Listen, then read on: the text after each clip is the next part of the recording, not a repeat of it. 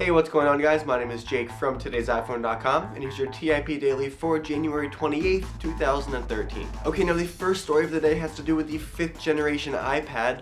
Apparently 9 to 5 Mac claims to have gotten their hands on a bunch of pictures of the housing for the next generation iPad, and as you can tell by the images, it looks exactly like the back of the iPad mini, just bigger. So that means a slimmer overall design with either the black and slate or the silver aluminum color combinations, with the chamfered edge, lightning port, and smaller overall footprint. Now these pictures, at least to me, they do look pretty legit. There's a bunch of different angles and you can see like where everything would fit into this case, but at the same time there's really no way of knowing if these are real or not. They could be photoshopped, they could be some sort of model that someone cooked up to fool us. Either way though, I don't think it's too much of a stretch to suggest that Apple will be implementing the design of the iPad mini in at least the future iPad models and maybe future iPods or iPhones down the line as well. Okay, moving on, Apple released iOS 6.1 to everybody today, so if you haven't already updated, you should definitely go and do that. There aren't too many big exciting updates. There's a bunch of bug fixes and security updates and that kind of thing.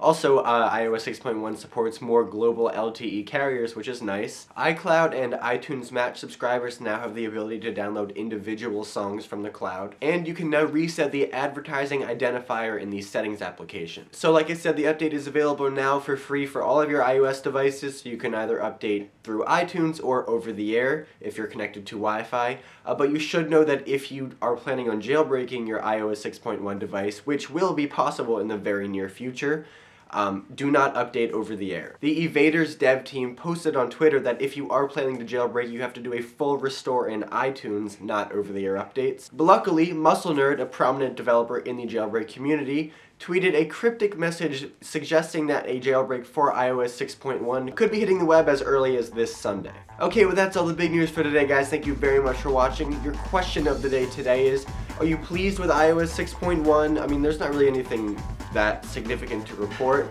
Are there any changes or fixes that you really hoped to see in the software that didn't quite make it this time? You can let me know in the comment section down below or on Twitter at TIP_Jake. Please don't forget the links to everything I talked about in this video in the description down below, so definitely check those out.